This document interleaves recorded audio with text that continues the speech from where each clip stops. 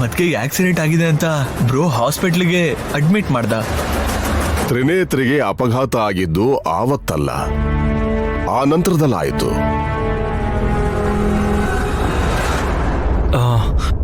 ನನಗೇನು ಅರ್ಥ ಆಗ್ತಾ ಇಲ್ಲ ಸ್ವಾಮಿ. ಇಲ್ಲಿ ಯಾರಿಗ ಅರ್ಥ ಆಯ್ತು ಅಂತ ಆಗ್ಲೇ ಅನ್ಕೊಂಡೆ ಸ್ವಾಮೀಜಿ ಕೂಡ ಕನ್ಫ್ಯೂಸ್ ಆಗ್ತಾರೆ ಅಂತ. ಗೊತ್ತಿಲ್ಲದೆ ಇರೋದು, ಅರ್ಥವಾಗದೆ ಇರೋದು ನಿನಗೆ ಸುಮನ. ಮನುಷ್ಯರುಗಳು ಮಾತ್ರ ತಪ್ಪು ಮಾಡ್ತಾರೆ ಅಂತ ಅನ್ಕೋಬಾರ್ದು. ದೈವಾಂಶ ಸಂಭೂತರು ಕೂಡ ಅವಾಗವಾಗ ತಪ್ಪುಗಳನ್ನು ಮಾಡ್ತಾ ಇರ್ತಾರೆ. ಆ ತಪ್ಪಿಂದನೇ ಈಗ ತ್ರಿನಯನಿ ಇಲ್ಲಿ ತ್ರಿನೇತ್ರಿ ಆಗಿರೋದು.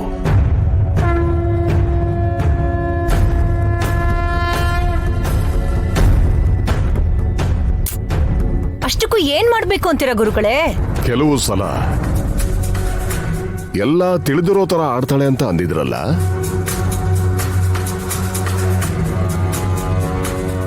ಅಯ್ಯೋ ಅವಾಗ ಮಾಮೂಲಿ ತರ ಇರಲ್ಲ. ದೊಡ್ಡ ಬಾಬಾ ನಿಮ್ಗೆ ಕಾಫಿ ಬೇಕಾ ಟೀ ಬೇಕಾ ಅಂತ ಎಷ್ಟು ಪ್ರೀತಿಯಿಂದ ಕೇಳ್ತಿರ್ತಾಳ.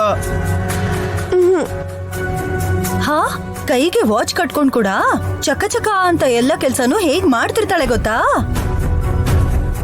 ನಾನಾ? ಗಡಿಯಾರ ಕಟ್ಕೊಂಡಾಗ ನೀನು ಬಹಳ ಎಚ್ಚರಿಕೆಯಿಂದ ಗಮನಿಸಬೇಕು ಹಾಸಿನಿ. ಹಾಗೆ ಆಗ್ಲಿ ಗುರುಗಳೇ. ವಾಚ್ಗೂ ಇವಳ ಕೇಸ್ಗೂ ಏನಾದ್ರೂ ಲಿಂಕ್ ಇದೆ ಅಂತೀರಾ? ಹೇಳೋಕ್ಕಾಗಲ್ಲ.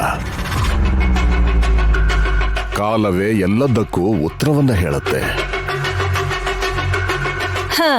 ಇವಾಗ ಸ್ವಲ್ಪ ಸಮಾಧಾನ ಆಗ್ತಾ ಇದೆ. ಈಗ್ಲಾದ್ರೂ ನನ್ ಸೀಮಂತದ ಬಗ್ಗೆ ಮಾತಾಡಿದ್ರೆ ಬಾರಿಸ್ಬಿಡ್ತೀನಿ ನೋಡ. ಕೋಪಿಸ್ಕೋಬೇಡ ಪಾವನ. ದುರಂಧರಗೆ ಸೀಮಂತ ನಡಿಬೇಕು. ಆವಾಗ್ಲೇ ತ್ರಿನೇತ್ರಿನ ತ್ರಿನಯನಿನ ಅಂತ ಈ ಸಮಸ್ಯೆಗೆ ಒಂದು ದಾರಿ ಸಿಗುತ್ತೆ. ಹಾಗಾದ್ರೆ ಇಮಿಡಿಯೇಟ್ ಆಗಿ ಒಂದೊಳ್ಳೆ ದಿನ ನೋಡಿ ಮಾಡ್ಬಿಡೋಣ. ಖಂಡಿತ ಕಂದ, ಸಂದರ್ಭ ತಾನಾಗೆ ಬಂದಿದೆ.